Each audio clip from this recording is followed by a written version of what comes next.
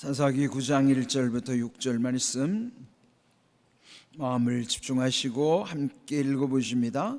여룻바알의 아들 아비멜렉이 세겜에 가서 그의 어머니의 형제에게 이르러 그들과 그의 외조부의 집에 온 가족에게 말하여 이르되 청하노니 너희는 세겜의 모든 사람들의 귀에 말하라.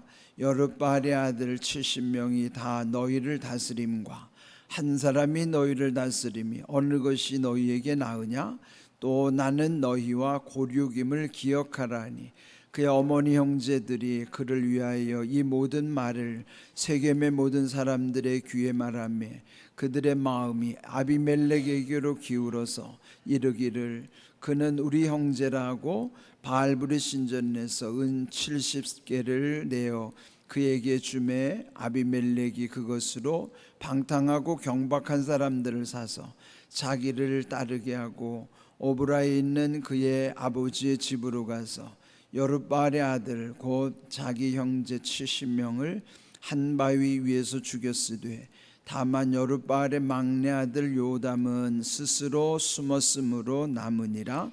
세겜의 모든 사람과 밀로 모든 족속이 모여서 세겜에 있는 상수리 나무 기둥 곁에서 아비멜렉을 왕으로 삼으니라.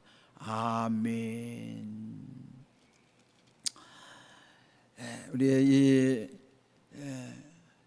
이스라엘의 사사 시대 중에서 다섯 번째 사사로 세워진 기드온에 대한 말씀이 6장, 7장, 8장에 계속 이어졌고 오늘 읽은 이 9장으로부터는 그 기드온의 그러니까 서자죠. 그러니까 서자라는 것은 처백에서 얻은 아들. 그 아들인 아비멜렉이 그의 형제들 70명을 아주 무참히 죽이는 그 끔찍한 사건이 오늘 읽은 말씀입니다. 기드온이 앞에서 우리가 묵상했던 것처럼 그는 소심하고 겁이 많았죠. 그렇지만 하나님이 그를 들어서 쓰시고 하나님이 하셨음을 증거하시는 것이죠. 그런데 기드온의 300용사로 미디안의 13만 5천 명을 이기게 되는 아주 대승이죠. 그는 기드온의 능력이 아니라 하나님이 함께 하셨기 때문에 그 엄청난 승리를 얻을 수 있었던 것입니다. 그런데 그 전쟁 후에 그 싸움 후에 그 백성들이 이 기드온을 찾아와서 당신이 또 당신의 아들들과 당신의 손자들이 우리의 왕이 되어 주십시오. 그렇게 간청하는 거예요. 그런데 기드온은 그를 끊죠. 그 여호와께서 너희를 다스리리라. 우리 지난번에 보았던 8장 23절. 그것은 기드온이 잘한 얘기죠. 그러나 그렇게 말하면서도 그 대신에 너희들이 얻은 전리품 중에서 금귀걸이를 가져오라. 그렇게 해서 그걸로 녹여가지고 대제사장이 입는 에봇이라고 하는 그 화려한 옷을 만들어 그것이 화근이 돼서 백성들이 그걸 우상단지로 섬기게 된 거예요. 그런데 기드온은 실제로 왕이 되기는 사양했지만 은연중에는 대제사장이 되고 싶고 또 왕으로서의 누려야 할 것들은 실제로 다 누린 거예요. 그 70명이나 되는 아들들을 낳을 정도라면 얼마나 많은 아내를 두었고 또 이 세겜의 첩에서 낳은 이 아비멜렉이 있다고 하면 온 곳에 첩을 둘 만큼 그렇게 문란한 삶을 살았던 거예요. 그렇게 할 수 있는 것은 왕이나 가능한 일인데 기드온은 실제로는 하나님이 왕이라고 말하면서 하나님이 우리를 다스리신다고 고백은 하면서 자기는 누릴 것을 다 누린 거예요. 왕처럼 행세를 한 것이죠. 이게 우리 인간의 이중성입니다. 겉으로는 겸손한 척하면서 속으로는 자기 탐욕을 다 취하는 거예요. 우리 주변에서도 또 우리 안에서도 이런 유혹을 많이 받고 우리도 이렇게 살 때가 있어요. 그런데 결국 이게 비극이 돼서 오늘 이 발단에 결국 기드온이 죽었음에도 불구하고 그가 죽은 이후에 그 민족이 더 아주 수렁에 빠지는 거예요. 얼마나 아주 비참한 일이 벌어졌는가. 오늘 1절 보시면은 여룻바알의 아들 아비멜렉 이랬어요. 그런데 여기 여룻바알은 기드온의 별명이라고 그랬죠. 그 뜻은 바알과 겨루어 이긴 자. 그는 기드온이 얼마나 큰 역할을 했는가에 대한 아주 좋은 칭호죠. 기드온이라고 하지 않고 여기서는 계속 여룻바알로 호칭하는 거예요. 그 여룻바알이 아주 명예스러운 이름이죠. 그런데 그 명예스러운 기드온의 이름 여룻바알의 아들 그 아비멜렉. 아비멜렉의 이름은 그 아버지가 뭐라 줬어요? 아비는 아버지란 뜻이고 멜렉은 왕이라 그랬죠. 나의 아버지가 왕이다. 그러면 은연중에 그는 이 아비멜렉은 첩의 자식이니 얼마나 열등감이 많았겠어요. 그러면 열등감이 많으면 그게 뭘로 나타나냐면 되게 분노로 표출되기가 쉬워요. 그런데다가 또 이름마저 나의 아버지가 왕이라고 지었는데 아버지가 실제로 자기가 왕이 되기는 거절했지만은 하는 행세는 왕처럼 살았거든요. 그러니까 자식이 가장 영향받는 게 부모 아닙니까? 특별히 아들은 아버지 영향을 많이 받겠죠. 그런데 정말 이 아비멜렉은 자기가 왕이 되고자 하는 것을 드러낸 거예요. 그러니까 점점 더 악화되는 거예요. 나쁜 쪽으로 가는 것이죠. 그래서 자기의 고향인 세겜으로 갔어요. 그 세겜은 자기 고향일 뿐만 아니라 거기 어머니가 사는 곳이니까 가서 어머니 형제에게 이르러 외조부의 집에 온 가족을 모아서 말하기를 청하노니 너희는 세겜의 모든 사람들의 귀에 말하라. 여룻바알의 아들 70명이 다 너희를 다스림과 한 사람이 너희를 다스림이 어느 것이 너희에게 나으냐. 그러니까 혼란스럽게 만드는 거예요. 지금 기드온 죽은 다음에 그 기드온 여룻바알의 아들이 70명인데 저들이 70명이 다 왕 행세를 할 것이다. 그러면 저 70명 그들은 자기는 적자, 자기는 첩의 자식이지만 거기는 실제로 정식 아들들이 70명이나 되니 그들이 다 왕을 하려고 한다면 어찌 되겠는가? 그러면 그들이 70명이 왕 되는 게 낫냐? 한 사람 뭐예요? 자기지. 거기가 어디예요? 자기 고향이에요. 그러면 마음이 어디로 기울겠어요? 예? 이게 사람의 마음이라는 게 대개는 혈연, 핏줄이 땡기는 거 아니에요? 우리 물보다 피가 더 진하다고 그러잖아요. 그러니까 그걸 충동하는 겁니다. 지금 지역 감정을 또 조장하는 거예요. 그 세겜 사람들을 선동하는 것이죠. 그렇게 해서 또 나는 너희의 고륙임을 기억하라. 그게 뭐예요? 같은 혈연, 우리가 남이냐? 이제 이렇게 충동을 하는 것이죠.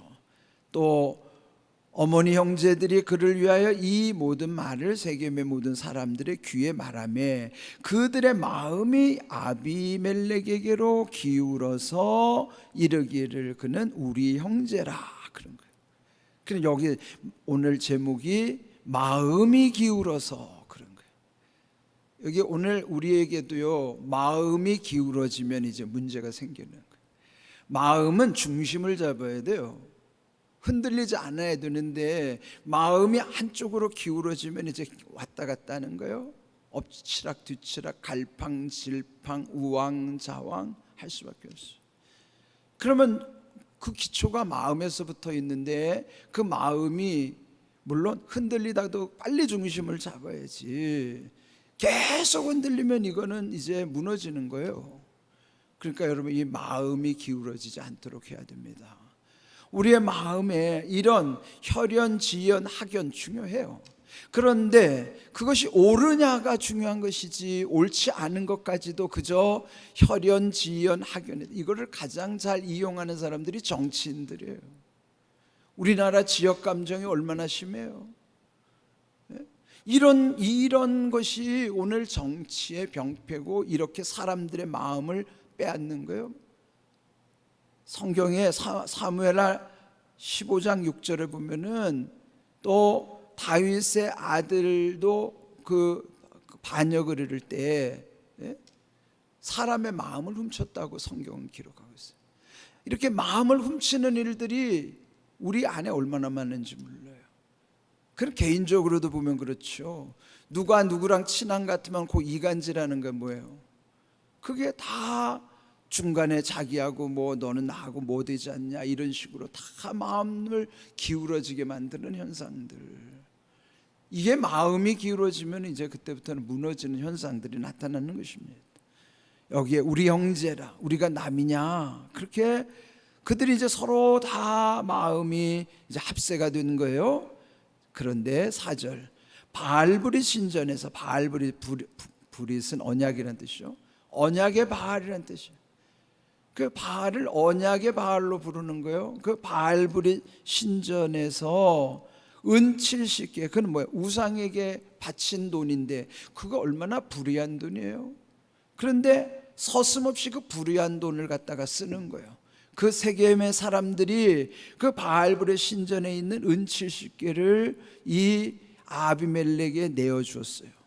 아비멜렉은 그 돈을 가지고 그 불의한 돈으로 또 방탕하고 경박하라는 사람들을 샀다. 하게 뭐 매수했다는 거예요. 돈으로 매수하는 거죠.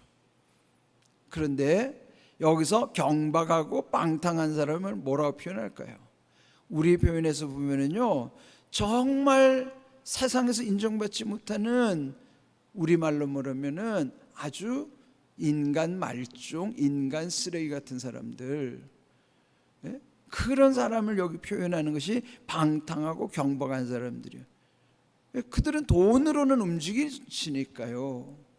그런데 여러분 명심하십시오. 의로운 일에는 돈을 주지 않아도 사람들이 모여와서 자기가 의롭다고 생각하면 그 보람된 일에 자기 돈을 드립니다. 그런데 불의한 사람들은 돈 안 주면 움직이지 않아요. 이게 정말 우리가 이 세태를 잘 생각해야 된다고요. 그러니까 지금 이 아비멜렉이 얼마나 교묘한 인물인가, 아주 정치지향적인 인물인가, 권력을 찬탈하기 위해서 이렇게 지역감정, 혈연뿐만 아니라 또 불의한 돈, 그 다음에 이런 깡패들을 동원하고 이렇게 해서 결국은 자기를 따르게 하고, 결국 5절을 보면요, 오브라, 거기는 아버지 집이 있는 곳인데 거기 여룻바알의 아들 곧 자기 형제죠.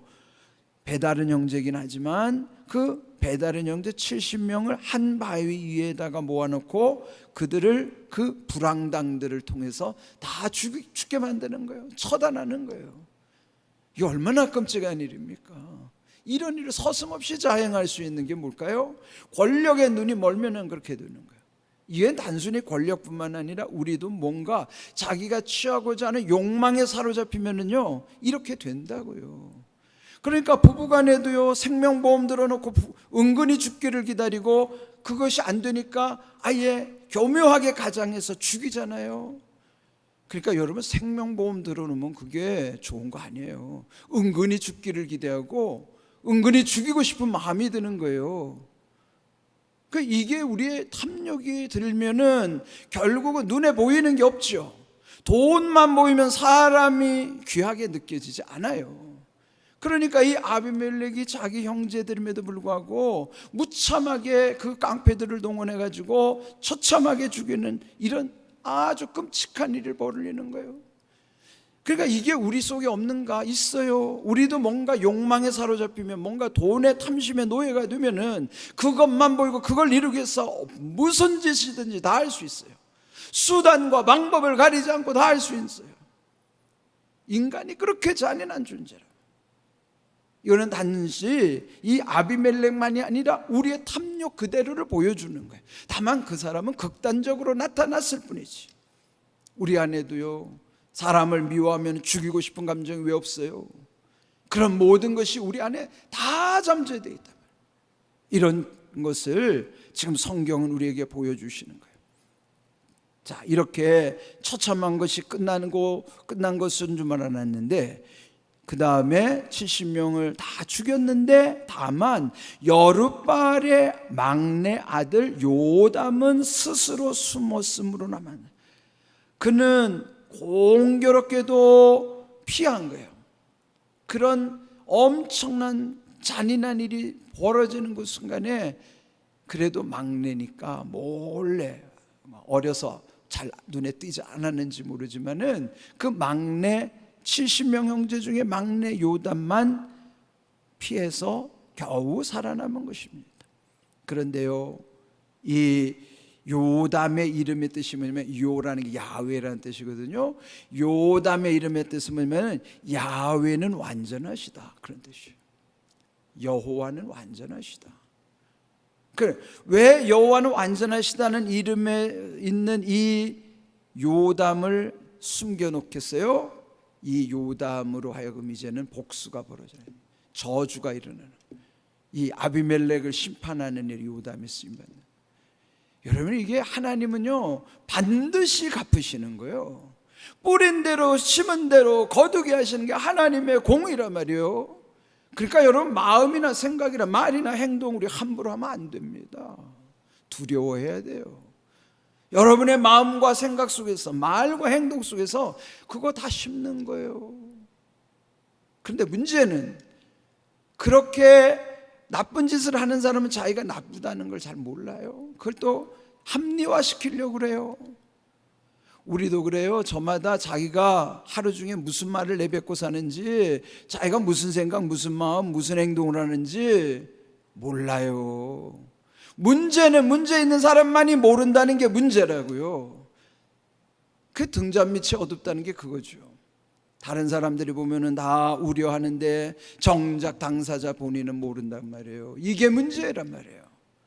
문제를 깨닫는 사람은 그래도 응답의 기회가 오지만은, 문제마저도 깨닫지 못하고 어리석게 살아가는 사람은 결국은 하나님의 심판을 당할 수밖에 없어요. 그래서 우리는 하나님을 두려워해야 되는 거예요.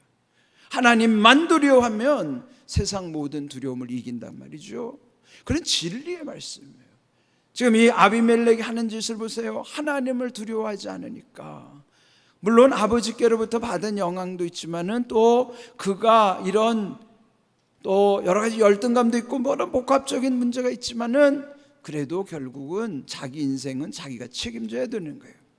우리가 여기서 주시는 말씀 속에 우리가 날마다 주님 앞에 기도하고 고백하는 진실, 겸손, 하나님의 능력이 하나 되도록. 진실이라는 거짓 없음이에요. 거기서부터 시작돼야 돼요. 거짓을 잃어버리면 다 끝나는 거예요. 그게 정말 밑빠진 독이에요.